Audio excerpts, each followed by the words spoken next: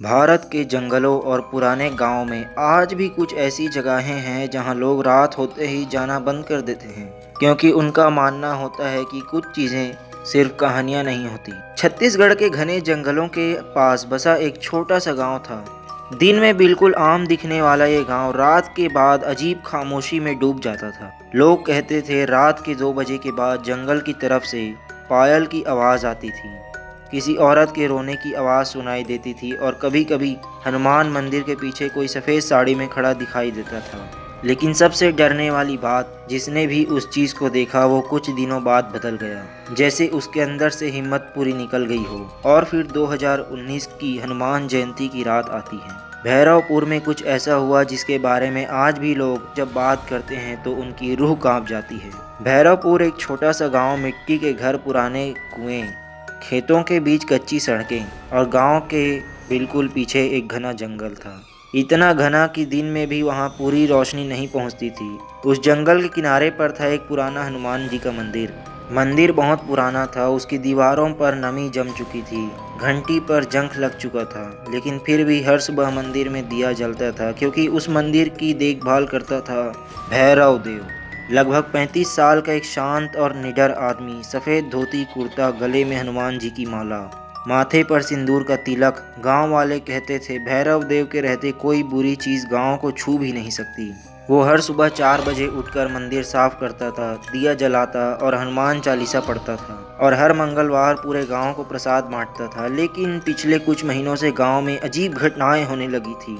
रात के वक्त जानवर अचानक गायब हो जाते थे। जंगल के पास से गुजरते वक्त लोगों को किसी के चलने की आवाज़ आती थी, और कई लोगों ने सफ़ेद साड़ी वाली एक औरत को देखने का दावा भी किया था।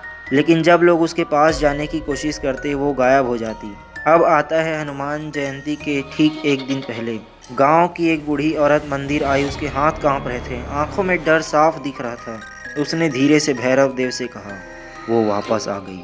भैरव देव ने पूछा कौन, लेकिन बूढ़ी औरत ने जवाब नहीं दिया। उसने बस जंगल की तरफ देखा और बिना कुछ बोले वहां से चली गई। उस रात बारिश बहुत तेज हो रही थी।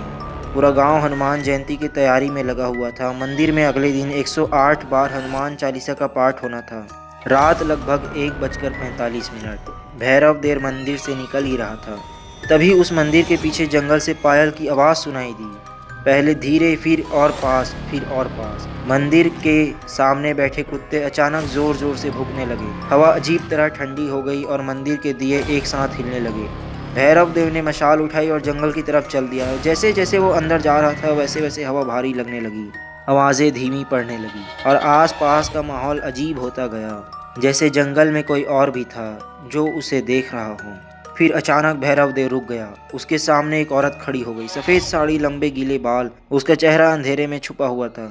बारिश का पानी उसके कपड़ों से टपक रहा था, लेकिन अजीब बात यह थी उसके पैर जमीन पर थे ही नहीं, वो हवा में हल्की सी तैर रही थी। भैरव देव ने हनुमान चालीसा पढ़ना शुरू किया, लेकिन उस रात कुछ अलग था। जैसे ही वो पाठ करता उसका दिमाग भारी होने लगता, उसे चक्कर आने लगता। उस औरत की आवाज़ कान में गूंज रही थी, तुम मुझे नहीं रोक सकते। अचानक जंगल में बच्चों की रोने की आवाज़ गूंजने लगी, पेड़ बहुत ज़ोर ज़ोर से हिलने लगी, मशाल बार बार बुझने लगी, और तब वो औरत धीरे धीरे उसके पास आने लगी। अब उसका चेहरा दिख रहा था, काली आंखें, फटी हुई मुस्कान और चेहरे पर अजीब जलने की निशान। उसने अपना हाथ भैरव देव के सर पर रखा और धीरे से बोली, आज के बाद ये गांव मेरा होगा। उस वक्त भैरव देव की आंखें धीरे धीरे बंद होने लगी। जैसे ही वो उसके वश में जा रहा था उसका गला धीरे धीरे सूखने लग गया। हनुमान चालीसा उसके गले से निकल ही नहीं रही थी, और तब पूरा जंगल एकदम शांत हो गया। सिर्फ बारिश की आवाज़ और उस औरत की धीमी हंसी। और तभी दूर गांव से आई जय हनुमान ज्ञान गुण सागर हनुमान चालीसा का पाठ शुरू हो चुका था। पूरा गांव मिलकर 108 हनुमान चालीसा पाठ कर रहा था। वो आवाज़ धीरे धीरे जंगल तक पहुंच रही थी। जैसे ही भैरव देव की कानों में चालीसा की आवाज़ पड़ी, उसकी आंखें अचानक खुल गई। उसने तुरंत गले में पहनी हनुमान जी की माला को जोर से पकड़ा और पूरी ताकत से हनुमान चालीसा पढ़ना शुरू कर दिया। भूत पिशाच निकट नहीं आवे, जैसे ही ये लाइन उसने बोली, हवा अचानक बहुत तेज हो गई, पेड़ जोर जोर से हिलने लगे, वो भूतनी चीखने लगी, उसका चेहरा धीरे धीरे जलने लगा, उसकी आवाज़ पूरे जंगल में गूंज रही थी। और तभी अचानक जंगल में एक बहुत तेज रोशनी चमकी, इतनी तेज कि भैरव देव को आंखें बंद करनी पड़ी। अगले ही पल वो भूतनी धीरे धीरे जमीन में धंसने लगी, उसकी चीखें धीरे धीरे कम होने लगी और कुछ ही पल में वो पूरी तरह गायब हो गई। फिर सब कुछ शांत हो गया। ना हवा चला, ना पायल की आवाज़ आई, ना वो हंसी, बस दूर से आती हनुमान चालीसा की आवाज़। जब भैरव देव ने अपनी आंखें खोली, वो हनुमान मंदिर के पीछे जमीन पर पड़ा हुआ था। मंदिर में दिए जल रहे थे, लोग पाठ कर रहे थे हनुमान चालीसा का और पूरा माहौल शांत हो गया था। उसकी आंखों में आंसू आ गए। उसने मंदिर की तरफ देखा और धीरे से कहा, ये सब आपकी कृपा थी। उस रात के बाद भैरवपुर में कभी पायल की आवाज़ सुनाई भी नहीं दी और ना ही किसी ने सफ़ेद साड़ी वाली उस औरत को देखा। लेकिन आज भी भैरवपुर के लोग हनुमान जयंती की रात 108 हनुमान चालीसा का पाठ जरूर करते हैं। कहते हैं जब किसी भक्त का विश्वास अपने आराध्य पर सच्चा और अटूट होता है तो अंधेरा कितना भी गहरा क्यों ना हो, भगवान उसकी रक्षा करने जरूर आते हैं। अगर आप सभी को यह कहानी पसंद आया हो तो वीडियो को लाइक करें और चैनल को सब्सक्राइब। मिलते हैं अगले वीडियो में, तब तक के लिए धन्यवाद एवं जय श्री राम।